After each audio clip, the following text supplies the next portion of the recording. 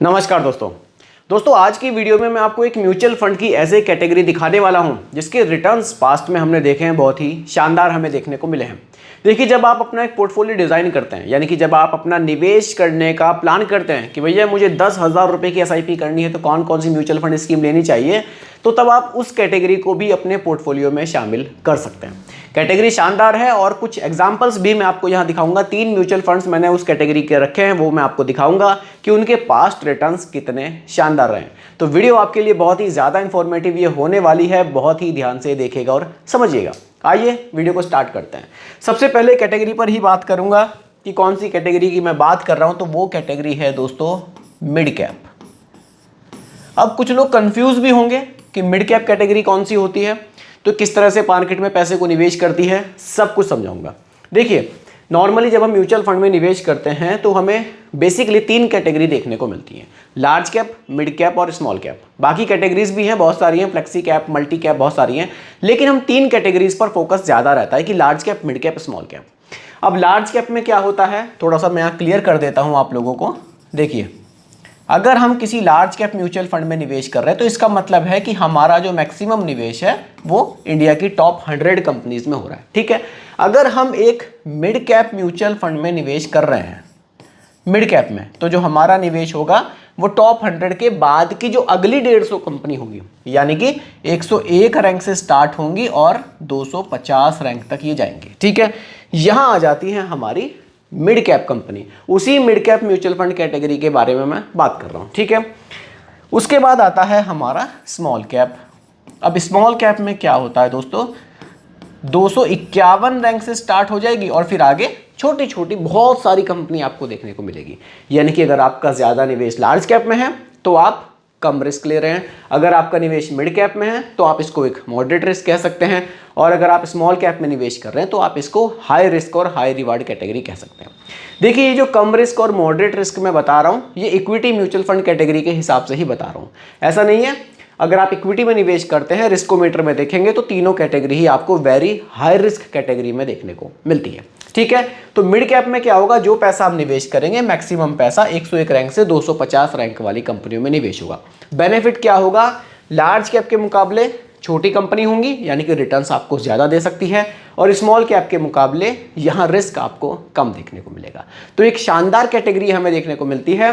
एक चीज़ ध्यान रखिएगा, अगर आप निवेश कर रहे हैं 8 से 10 साल के लिए, तब ये कैटेगरी आपके लिए ज़्यादा फायदेमंद है। अगर आप निवेश कर रहे हैं सिर्फ 2-3 साल के लिए, 4 साल के लिए, तब ये कैटेगरी आपके लिए बहुत ज़्यादा रिस्की हो सकती है। इसलिए जब पोर्टफोलियो बना रहे हैं, थोड़ा सा लंबे समय के लिए बना रहे हैं, तो इस कैटेगरी को आप अपने पोर्टफोलियो में शामिल कर सकते हैं।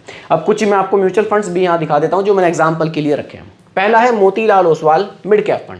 मिड कैप कैटेगरी का बहुत शानदार फंड है। देखिए, इस फंड की अगर आप लॉन्चिंग डेट देखेंगे, 1 मिनट, चलिए, इस फंड की अगर आप लॉन्चिंग डेट देखेंगे 24 फरवरी 2014 है। तब से अब तक इस म्यूचुअल फंड स्कीम ने 24% से ज़्यादा के रिटर्न्स अपने इन्वेस्टर्स को बनाकर दिए हैं, ठीक है। यहाँ एक्सपेंस रेशियो 0.7% का है। 30,401 करोड़ रुपए लोग अभी तक इस म्यूचुअल फंड स्कीम में निवेश कर चुके हैं, तो काफ़ी पैसा लोग इसमें निवेश कर रहे हैं। इंसेप्शन डेट आपने देख ली, 24 फरवरी की है यहाँ पर 2014 की। जो बेंचमार्क है निफ्टी मिड कैप 150 है, यानी कि मिड कैप की जो 150 कंपनियां हैं उनका ही यहाँ पर बेंचमार्क है। बढ़िया बात है, लमसम SIP दोनों कर सकते हैं और सिर्फ 500 रुपये से यहाँ निवेश शुरू किया जा सकता है, ठीक है। रिस्कोमीटर में वेरी हाई रिस्क कैटेगरी में आएगी। टॉप की होल्डिंग्स कोफोर्ज है, परसिस्टेंट सिस्टम है, कल्याण ज्वेलर्स है, पॉलीकैब है और भारतीय हेक्साकॉम लिमिटेड है। ये इसकी टॉप की 5 होल्डिंग्स है, ठीक है। देखिए, इक्विटी में 68.8% का निवेश है। यहाँ सेबी का नियम है कि आपको मिनिमम 65% का जो निवेश है वो मिड कैप स्टॉक्स में ही करना है, क्योंकि ये मिड कैप कैटेगरी है। तो यहाँ इन्होंने मिड कैप में 65.8% का निवेश किया है और लार्ज कैप में 9.1% का निवेश किया है। बाकी 31% पैसा जो है वो डेट और कैश में आपको देखने को मिल रहा है, ठीक है। आगे बढ़ते हैं। देखिए, अगर इस म्यूचुअल फंड स्कीम में 5,000 रुपये महीना की SIP सिर्फ 5,000 रुपये महीना की एसआईपी आपने 5 साल पहले शुरू की होती। वैसे तो 2014 की लॉन्चिंग है, तब से अब तक कैलकुलेट करेंगे तो 5,000 की एसआईपी बहुत शानदार रिटर्न्स देगी। लेकिन मैं ज़्यादा नहीं, पिछले 5 साल की बात कर रहा हूँ। अगर आपने 5 साल पहले भी एसआईपी की होती तो टोटल निवेश आपका जो हो जाता वो हो जाता 3 लाख रुपये का, और उस पर जो प्रॉफिट बना वो बना 3.5 लाख रुपये का, यानी कि आज उसकी वैल्यू होती लगभग 6.5 लाख रुपये।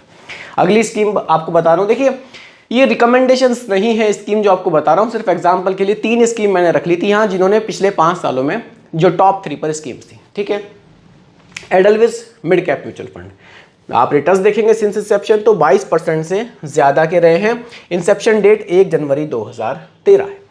यहाँ एक्सपेंस रेशियो बहुत सही है, केवल 0.4% का है एक्सपेंस रेशियो। खर्चा है, एक फीस है जो आपसे ली जाती है। ठीक है, यहाँ जो निवेश है वो 10,000 करोड़ का है। अच्छी बात यहाँ पर यह है, वहाँ 500 रुपये में था लमसम एसआईपी, यहाँ तो सिर्फ 100 रुपये का ऑप्शन मिल जाएगा आपको। अगर आप और कम निवेश से मतलब कम निवेश करना चाहते हैं, स्टार्टिंग में है आप, तो 100 रुपये से भी यहाँ आप शुरुआत कर सकते हैं।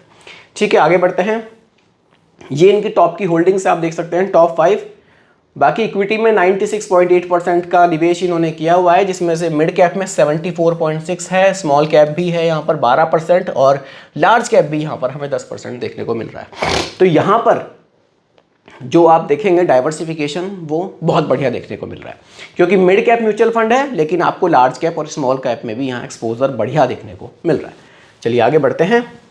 देखिए, अगर यहाँ एसआईपी की होती 5,000 रुपये महीना की 5 साल पहले, तो निवेश होता 3 लाख का, उस पर बेनिफिट हुआ है में कितना प्रॉफिट 2.9 लाख का, यानी कि आज वैल्यू होती 5.9 लाख रुपीज़ की। अगली स्कीम पर बात करते हैं जो कि है quant mid cap fund. Quant की तरफ से आता है, बढ़िया फंड है। अगर आप इंसेप्शन रिटर्न्स देखेंगे तो 18.04% के हमें देखने को मिलते हैं, और इंसेप्शन जो डेट है 1 जनवरी 2013 है। यहाँ जो निवेश है वो 9,032 करोड़ का लोगों ने अभी तक किया है। 0.64% का यहाँ एक्सपेंस रेशो है। यहाँ अगर आपको लमसम करना है तो 5,000 रुपये से कम नहीं कर सकते, एसआईपी करनी है तो 1,000 रुपये से कम आप नहीं कर सकते।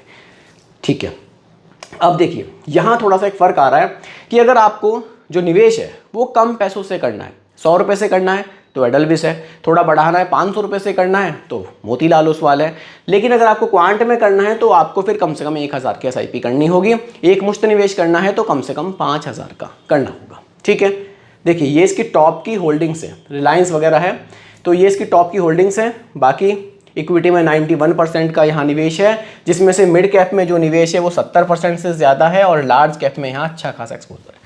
मतलब लार्ज कैप में भी ये लगभग 20% के आसपास पैसा निवेश कर रहे हैं। तो यहाँ आपको एक स्टेबिलिटी थोड़ी सी अच्छी देखने को मिल सकती है। बाकी इस म्यूचुअल फंड के अगर रिटर्न्स की बात करूँ पिछले 5 साल के, तो 3 लाख रुपए का जो निवेश है वो बढ़कर हुआ है कितना, 5,70,000 रुपये।